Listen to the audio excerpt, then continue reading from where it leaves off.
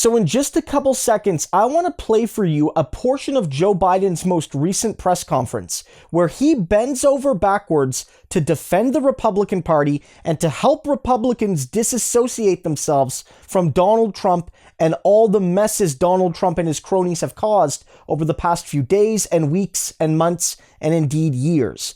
After the clip, I want to come back and break it down, and I want to focus on a couple things. How this is simultaneously awful politics by Joe Biden, but also not a mistake, but rather something Joe Biden is doing 100% on purpose. And you have called for unity and healing in this country, but after the events of Wednesday, does that make your job easier or harder? I think it makes my job easier, quite frankly. I've had a number of my Republican colleagues, former colleagues, I used to serve in the Senate for a long time, call me. Many of them are as outraged and disappointed and embarrassed and mortified by the president's conduct as I am and Democrats are. And I think I have said from the beginning, and I have not changed my view, my overarching objective is to unify this country. We must unify the country.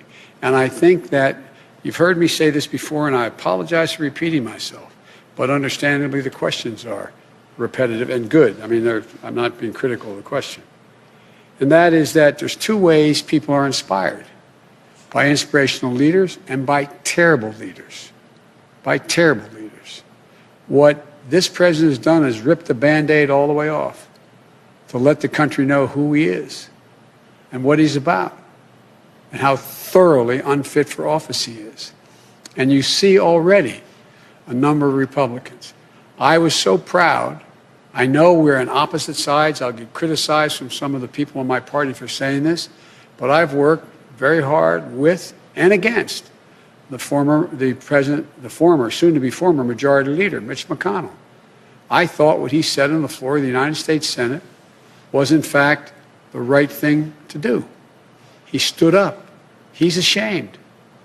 I spoke with a guy I have enormous respect for, and I ran against him, Mitt Romney. I spoke to Mitt this morning again. This is a man of enormous integrity, who lives his faith. There are so many more, but there's others who should be ashamed of themselves. But they make up a minority of the Republican Party. This isn't about Republican Democrat anymore. This is about people who understand what this country's about and the things we have to agree on and move together on.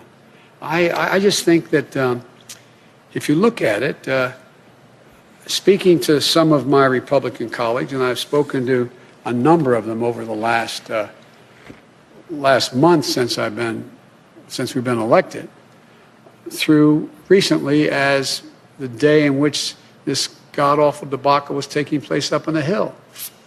And I think they understand that they're going to have to, we need a Republican Party. We need an opposition that's principled and strong. And I think you're going to see them going through this idea of what constitutes a Republican Party.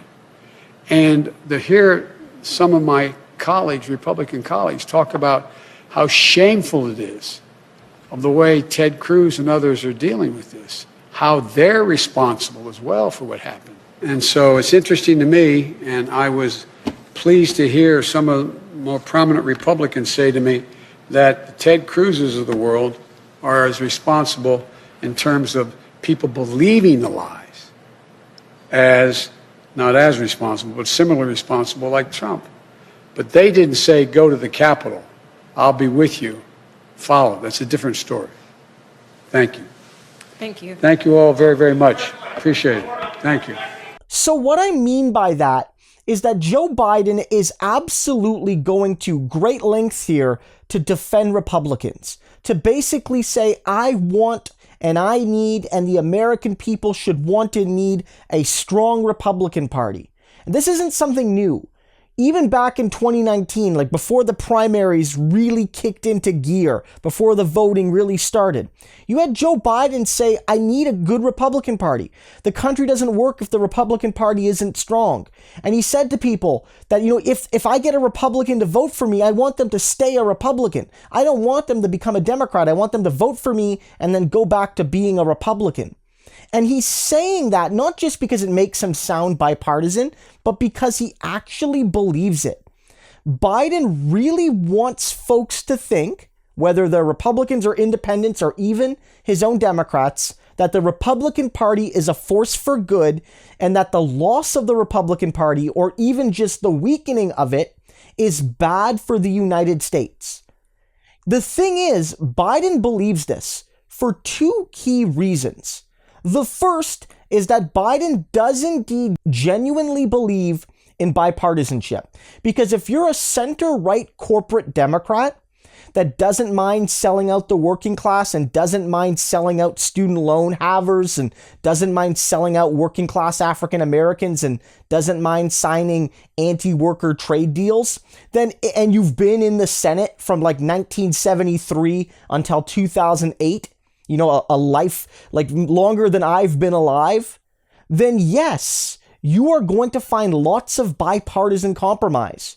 And this isn't me defending the party system of the 70s, but the parties were more intertwined ideologically. There were more right-wing, Democrats and more centrist Republicans, and the parties have polarized a bit today, especially on social issues. So from Biden's long historical perspective, if you want to push center-right anti-worker policy, bipartisanship has been there. It has.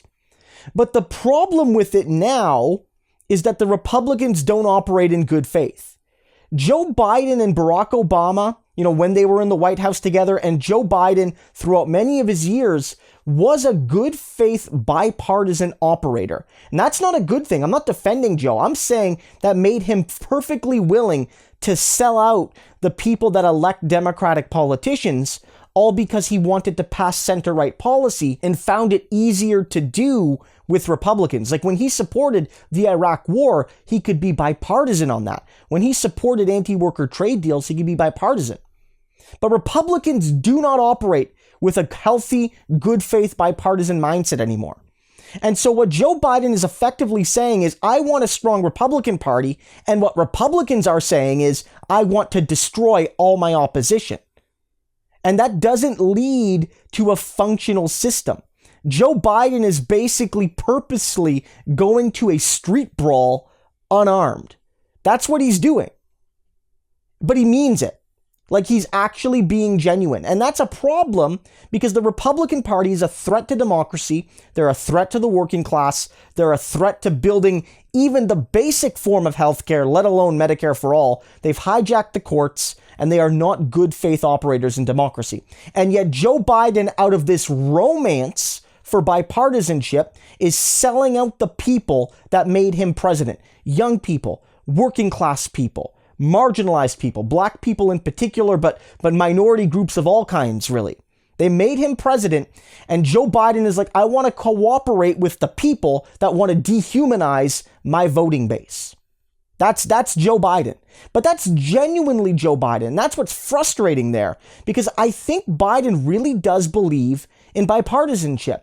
But there's another factor here that's a bit more tactical, and Biden would never admit it. But what he's doing here is using the Republican Party as a bulwark against his own party's progressive base and against the broader American left, even if it's outside the Democratic Party. And what I mean by that is, if the Republican Party disappeared or became functionally irrelevant or got absolutely shellacked in this election, and let's say the Democrats won 65 seats in the Senate, they won 300 plus seats in the House, which maybe could have happened if the campaign was a little bit better run. It might have been possible, honestly. Biden would have had no excuse but to reckon with the fact that everything was on him. Every promise he broke, he would have to have said, I broke it. He could not blame the Republicans. With a 50-50 Senate even, technically he controls it, he can blame Republicans and one or two blue dog Democrats for not getting even his most basic promises done. But more than that, Biden does not want a situation where the society is really being pulled leftward. He does not want that. Not on the core issues of like capitalism and class, especially. He doesn't want that. And so as long as there is a quote-unquote strong and principled Republican Party whose principles are the dehumanization of the working class and of minorities, and of loving inequality even more than the Democrats, as long as they are strong and principled, quote-unquote, they will continue to pull society rightward. At the very least, they'll stop it from going leftward. The Republicans might keep it at the status quo. And it keeps people trapped, because now it's not just about defeating corporate Democrats like Joe Biden. You have to rightfully be concerned that this party, the party that basically sicked its supporters on the Capitol, will get power. And so good faith actors on the left have to balance, fighting for their principles against protecting people from the absolute chaos of Republican power. And Biden likes that. He likes the left being hostage to the center-right Democrats. Like AOC is right that in any reasonable system, there would be two parties and the Republicans wouldn't exist in any reasonable country. There would be the center-right Democrats and the left progressives. There'd be a party for Bernie and a party for Biden, and it would have been Bernie against Biden in the presidential election. Biden is a perfectly reasonable center-right conservative in a lot of other English-speaking Commonwealth, former British countries, in a lot of ways at least. But Biden doesn't want that. He doesn't want to actually have to face the prospect of the left having power. And that's why he needs the Republican Party.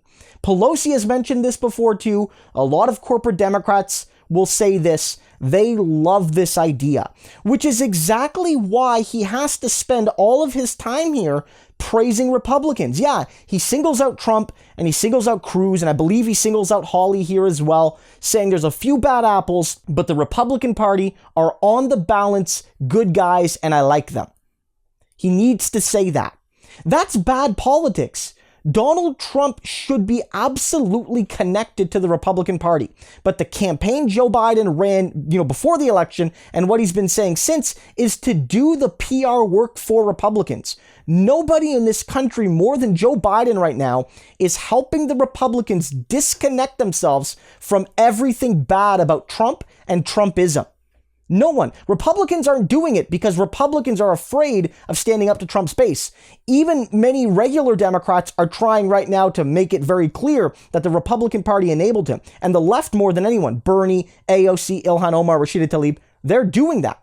That's what's happening. But Biden wants to disassociate them. He does not care. Biden has a choice right now. He can either go for the jugular against the Republican Party and maybe do some serious damage to them and strengthen his own party, but he will never do that because as long as the Republican Party exists, the left within the Democratic Party will be his hostage, and he wouldn't have it any other way.